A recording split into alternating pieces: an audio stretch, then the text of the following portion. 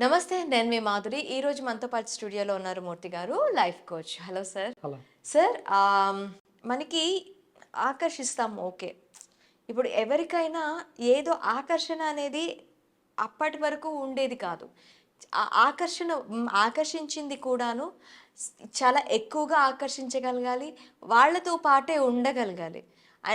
Abundance అని అంటూ ఉంటాం మనం అవును. Law of అట్రాక్షన్‌లో.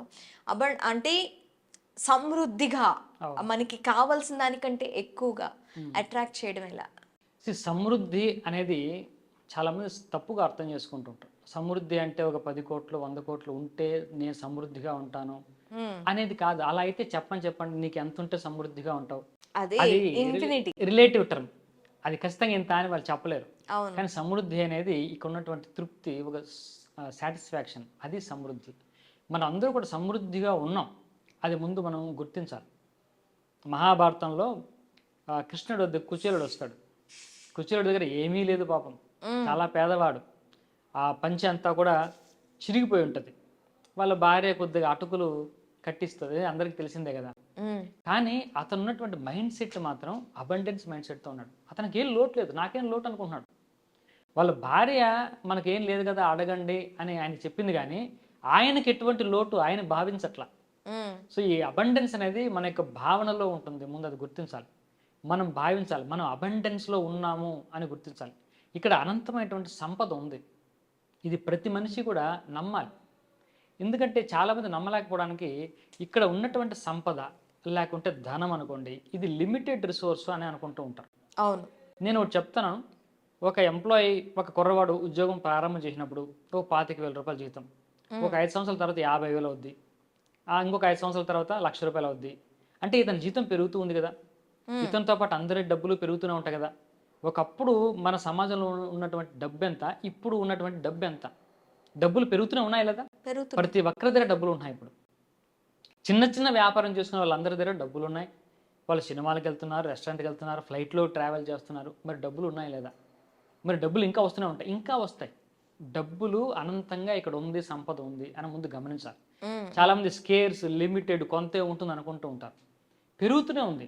ఇప్పుడు మన అవసరాలు ఎంత పెరిగినా సరే, దాన్ని తీర్చుకోవడానికి రిసోర్సెస్ గానీ, డబ్బులు గానీ అందరి దగ్గర పెరుగుతూనే ఉన్నాయి. ఇప్పుడు నిజంగా లేనివాడంటూ ఎవడు లేడనే మనం అనుకోవాలి. అవును. వాళ్ళ కోరికలు అందరూ తీర్చుకుంటూనే ఉన్నారు. కాబట్టి ఇక్కడ ఉన్నటువంటి సంపద అనంతము. నీకు ఎంత వచ్చినా కూడా, ఎంత తీసుకున్నా సరే అదేం తరగదు. సముద్రంలో నీళ్లు మనం తీసుకున్నట్లే లెక్క. హ్మ్. కాబట్టి నువ్వు బిందె నీళ్లు సముద్రంలో తీసుకున్నంత మాత్రం సముద్రానికి పోయేదేమీ లేదు. కాబట్టి యూనివర్స్‌లో సంపద అనంతంగా ఉందని ముందు మనం గమనించాలి. అది ఓకే. తెలుసుకున్నప్పుడు మనకు అబండెన్స్ మైండ్ సెట్ వస్తుంది.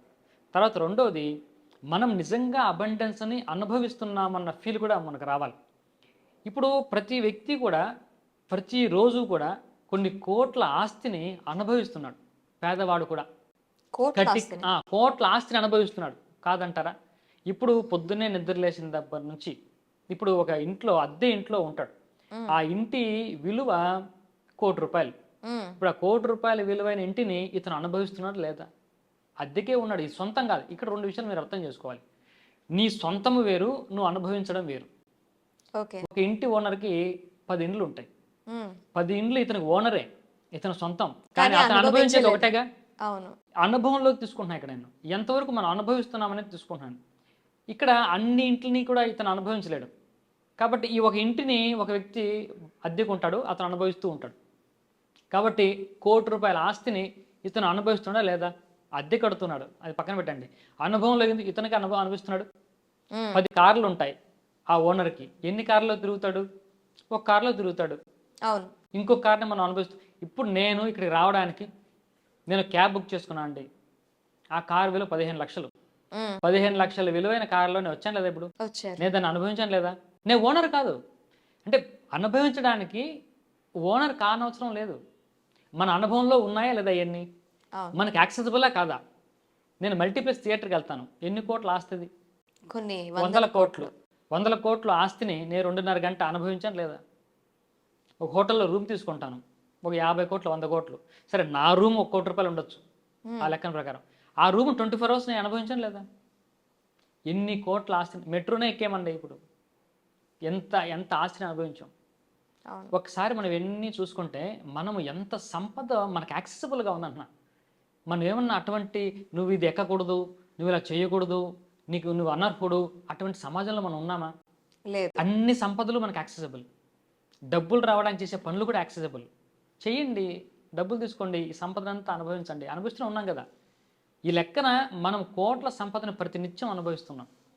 ఇది ఒకసారి పడుకునే ముందు ఒకసారి నేను ఎంత సంపన్నుణ్ణి, నేను ఎంత సంపదను ఈరోజు అనుభవించానో ఒకసారి తలుచుకుంటే అది అబండెన్స్ ఫీల్ వస్తుంది.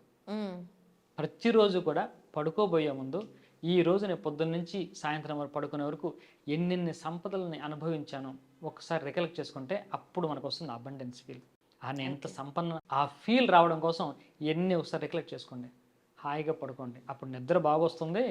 మనం ఇంత సంపదను అనుభవిస్తున్నామా, ఇంత అబండెంటా మనకే తెలియట్లేదు ఇన్ని రోజులు అన్న భావన అప్పుడు వస్తుంది. ఆటోమేటిక్గా ఆ అబండెన్స్ మైండ్ సెట్ ఆటోమేటిక్గా క్రియేట్ అవుతుంది.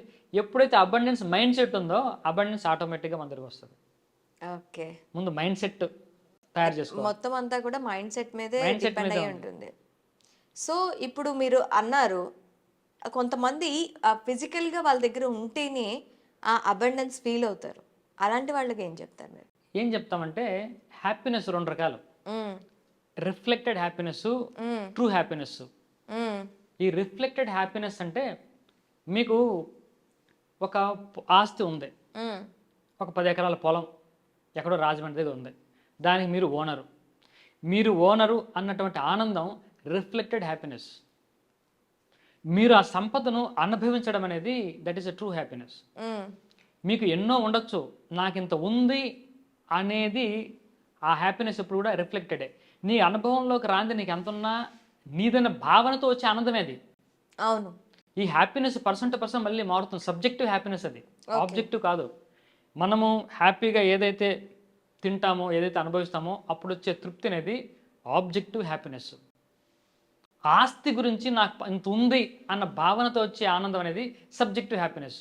ఓకే. పర్సన్ టు పర్సన్ మారచ్చు. ప్రాక్టీస్ ఉంటుందా దీనికి ఏమైనా? అంటే మనం అర్థం చేసుకోవాల్సింది ఏంటంటే అది పర్సన్ టు పర్సన్ కూడా మారిపోతూ ఉంటుంది. ఇప్పుడు నాకు 100 కోట్ల ఆస్తి ఉంది, నేను అయినా సరే మామూలుగానే ఉండొచ్చు. ఇప్పుడు సుధామూర్తి, నారాయణమూర్తి వీళ్ళందరూ ఎన్నో కోట్ల ఆస్తి ఉంటే చాలా సింపుల్ లివింగ్లో ఉన్నారు. వాళ్ళు అంత ఇదేం ఫీల్ అవ్వట్లా. అంటే రిఫ్లెక్టివ్ హ్యాపీనెస్ ఏం, సబ్జెక్టివ్ హ్యాపీనెస్ ఏం లేదు. ఆబ్జెక్టివ్ హ్యాపీనెస్ అంటే ఈ రోజు మనం ఏది అనుభవించాం, ఏది తిన్నాం, ఎలా ఉన్నాం అనేది, ఎంతవరకు మనం ఆనందాన్ని పొందగలిగాం అనే ఆనందంలోనే వాళ్ళు ఉంటారు. ఓకే. నాకేదో ఎక్కడో ఉంది అన్ని ఫీల్ అవుతూ వచ్చే ఆనందం అనేది ఎప్పుడు సబ్జెక్టివ్. దాని గురించి అవసరం లేదు, మనం ఎంతవరకు అనుభవిస్తున్నాం అనేది మనం చూసుకోవాలి. ఇది ట్రూ హ్యాపీనెస్, ఆబ్జెక్టివ్ హ్యాపీనెస్. ఇది అందరికీ ఒకటే. ఇప్పుడు చూడండి, మీరు ఏసీలో ఉంటే మీరు ఎలా ఫీల్ అవుతారో నేను అలాగే ఫీల్ అవుతాను, ఒక్కొక్క కూడా అలాగే ఫీల్ అవుతుంది, ఒక యానిమల్ కూడా అలాగే ఫీల్ అవుతుంది. కడుపు ఉంటే అన్నం తిన్నారనుకోండి, మీ ఫీలింగ్ ఎంత, నా ఫీలింగ్ అంటే, సీఎం ఫీలింగ్ అయినా పిఎం ఫీలింగ్ అయినా ఒకటే. అందరూ ఇక్కడ సమానమే. అంటే ఒక ఆబ్జెక్టివ్ హ్యాపీనెస్ అనేది అందరికి కామన్గా ఉంటుంది. సబ్జెక్టివ్ హ్యాపీనెస్ డిఫరెంట్గా ఉంటుంది. ఒక సీఎం ఉంటాడు, సీఎం కార్ డ్రైవర్ ఉంటాడు. CM feeling, CM car driver feeling డిఫరెంట్గా ఉంటాయి. ఒకే కార్లో ఉంటారు వాళ్ళు, కానీ ఎవరి ఫీలింగ్ వాడికి. నేను సీఎం అనే ఫీలింగ్ ఇతనికి ఉంటుంది, నేను సీఎం కార్ డ్రైవర్ అనే ఫీలింగ్ ఇతనికి ఉంటుంది. కాబట్టి ఈ హ్యాపీనెస్ అనేది ఆబ్జెక్టివ్, ఏది మనం అనుభవించేది ఆబ్జెక్టివ్, మనకు ఉన్నది అని ఫీల్ అవ్వడం అనేది సబ్జెక్టివ్ హ్యాపీనెస్.